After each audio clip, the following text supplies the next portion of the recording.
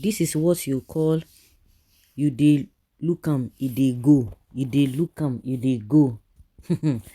Yes, so tech company,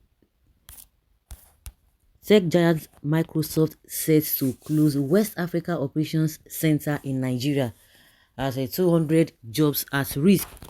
This is reports coming to us right now. This one is going one by one. What is happening? Almost all the foreign investors are leaving Nigeria. Meanwhile, Tinubu has been going from pillar to post, trying to woo foreign investors back to Nigeria. But unfortunately, none of them has responded since Tinubu came to power. And unfortunately, the ones that are here, they are using all manner of policies, creating all manner of policies just to tighten, or just to, even individuals are even crying, everybody's crying. The issue of cyber security levies, I don't understand. I don't understand. I don't know what these people even think all these foreign investors are thinking, or what, or they will just be, I know, maybe they are not part of this country, or they are not in this world. I don't understand the way Tinubu and his people are doing. Somebody was saying, no, because maybe because Tinubu is an accountant, and all this taxing, and these levies and policies, maybe that is why he's doing it. Then you begin to ask yourself, what exactly did he do in Lagos? He did nothing. The same thing, even to somebody who is not even a government worker, they are being pressed to just be collecting all manner of fines or whatever you want to call it. If they cannot go to those who, or they have people who are handling those who are working at the government, who are government officials. But if you are even an ordinary person, they will use Agbero to follow you. Microsoft, one of the biggest American multinational technology companies, is considering the closure of its African Development Center in Lagos. Okay, industries insiders who spoke to the Guardian newspaper on Tuesday said Microsoft informed staff members on Monday on the closure plans. Wow, so this is not rumor. The staff have been notified. It was learned that the affected employees would receive salary payments till June and continue to be covered by health insurance. And don't forget that these companies, they started living since when APC came on board. And Tinubu, Buhari never cared. And Tinubu has already promised us that the same thing will happen, that what happened under Buhari, it will continue it. Yes. Why the precise motives behind the decision remain ambiguous, sources suggest Nigeria's challenging economic conditions may have played a role in arriving at the decision. According to the report, the closure appears to affect only the ADC's West Africa operations in Nigeria, not its East Africa facility in Nairobi, Kenya. An unnamed source within Microsoft's Lagos office neither confirmed nor refuted the closure when approached by the newspaper.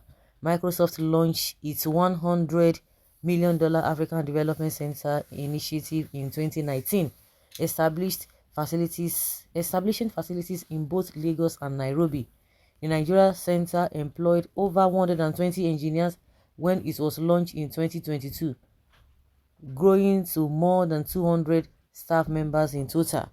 The company in 2019 aimed to recruit 100 full-time engineers by the end of the year and 500 engineers by the end of 2023. Microsoft is betting on African innovation in fields like fintech, agri-tech, and off-grid energy, and hopes to tap into them.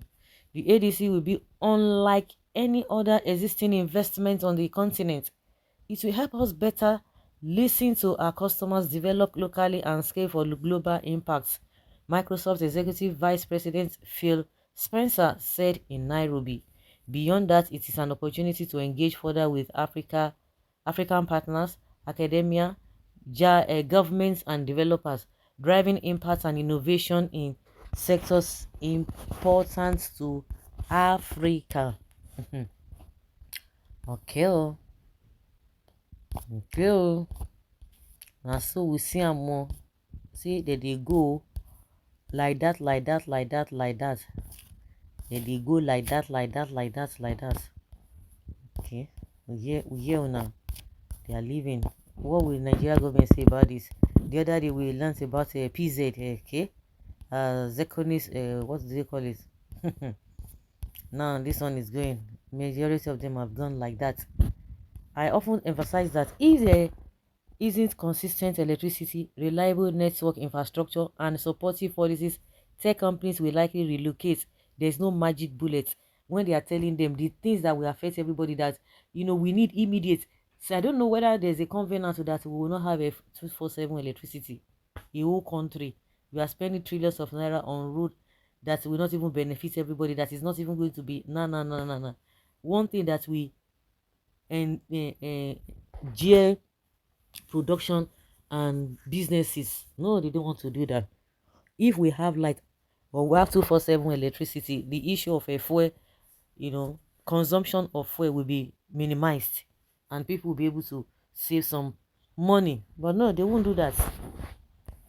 All these temporary setbacks are for the main time. Jagaban, the builder of Lagos, is indeed working. Nigerians must exercise patience with his baby government. He did it in Lagos. It is now Nigeria's turn. Witness an unprecedented development. Which development can do Lagos? I beg you.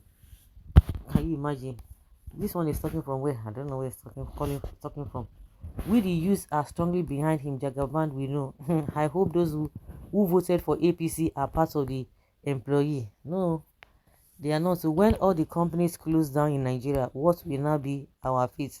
A very sad development. I worked in this building, King's Tower, for Meta, and Microsoft occupies 7 floors of the towers.